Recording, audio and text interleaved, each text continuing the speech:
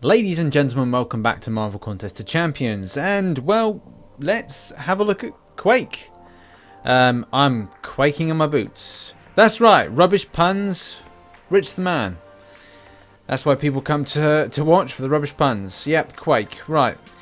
Bit interesting from Kabam's perspective. This is not treated as, say, a crystal opening, or sorry, a crystal giving, so it's not in the crystal store. God, it took me a long time to get that out. It's not in the crystal store for you, Quake, or in arenas.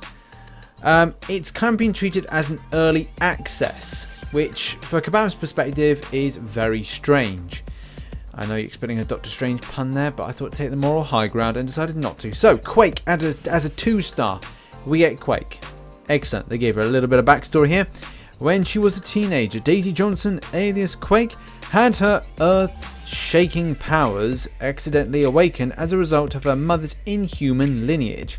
Her devastating powers caught the attention of Shield and Nick Fury. Fury took her under his wing to train her and mentor her. Her ability to target seismic waves with pinpoint accuracy makes her one of S.H.I.E.L.D's most skilled and powerful agents.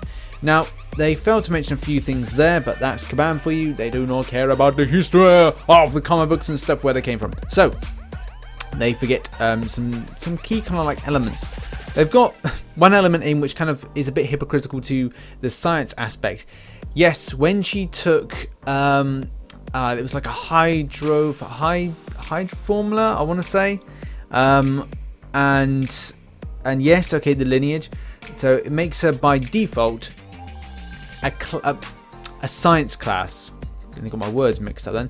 Makes her a science class based on those things. So you could argue with the lineage that it should make her a cosmic, but because her mother, while she was pregnant, took a certain formula, it then altered her DNA, awakened the ability of the inhuman, and maybe there was exposure to Terrigen Mists.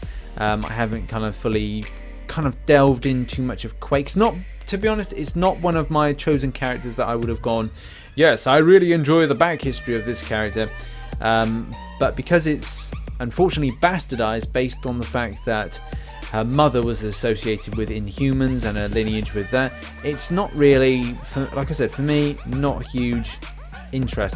From a character's perspective and the way it looks, Quake, she doesn't look as badass as, you know, I would have hoped to. She's got longer hair than I've seen. I've seen a lot of pictures and stuff. I'll put one or two pictures up and that way there of her and different kind of suits. Appearance wise, we've got this very kind of reminiscent of, and it's annoying I can't zoom in on the photo to kind of say she's got this kind of look of Black Widow to her, mixed with elements of, I'd say, I've seen Scarlet Witch's alternative dress in some stock photos for potential upcoming champions.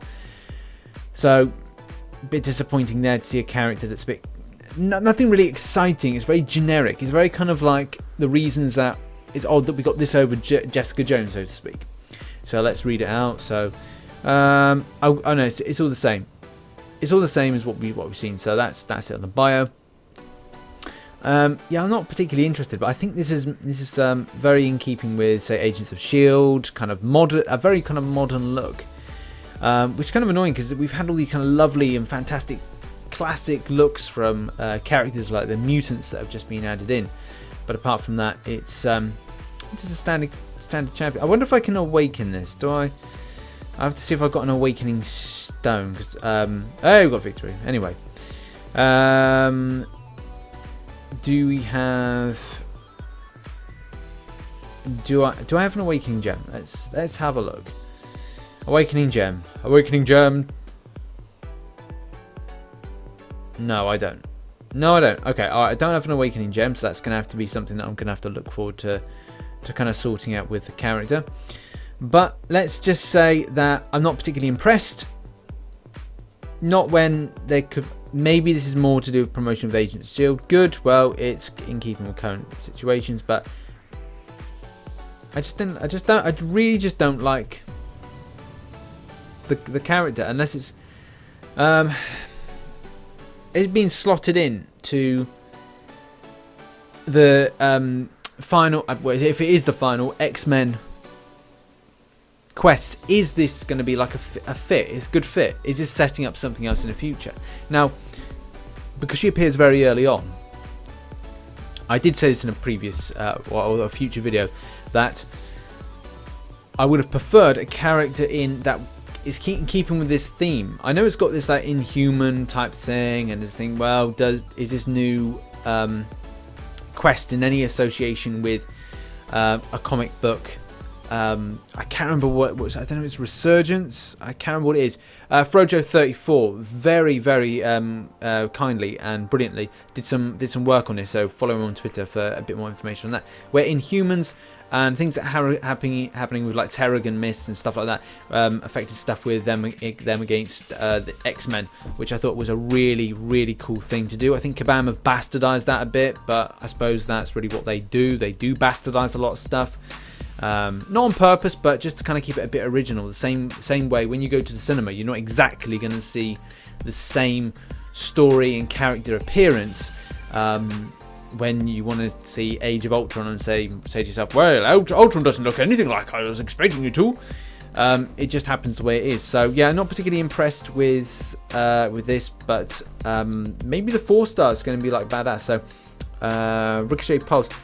Quake blocks additional damage and redirects it back to the opponent as a pulse of physical damage.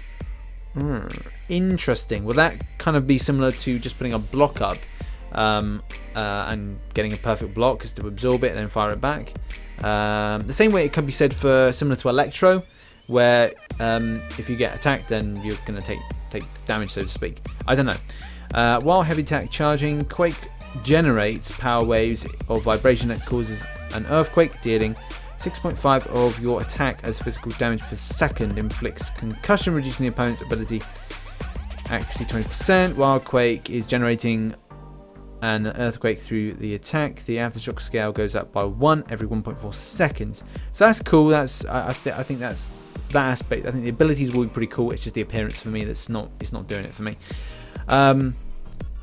Now that's kind of cool, because would you necessarily like stay to like as far back as possible, putting down your block, sorry, not a block, keeping your finger down for the heavy attack, and then generating this.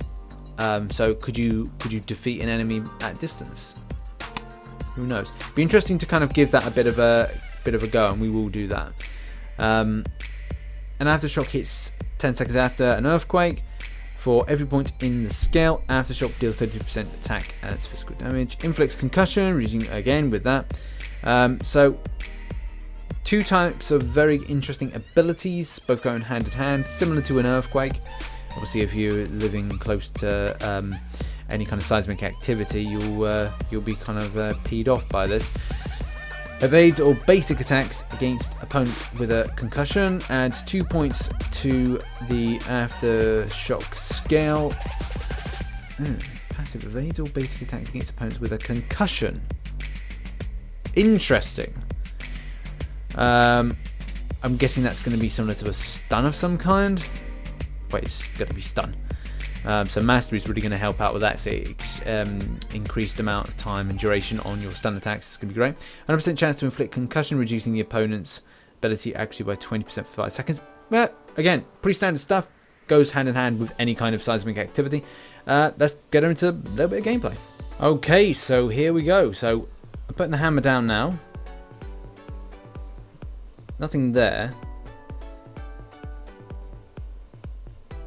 Oh, that's cool. There was a kind of a good evade there. You can see I'm powering up, but like that's pretty cool. So I'm kind of like in even evade. Like I'm just getting like hit now. You can see it's power charging up. That's pretty cool. I like that.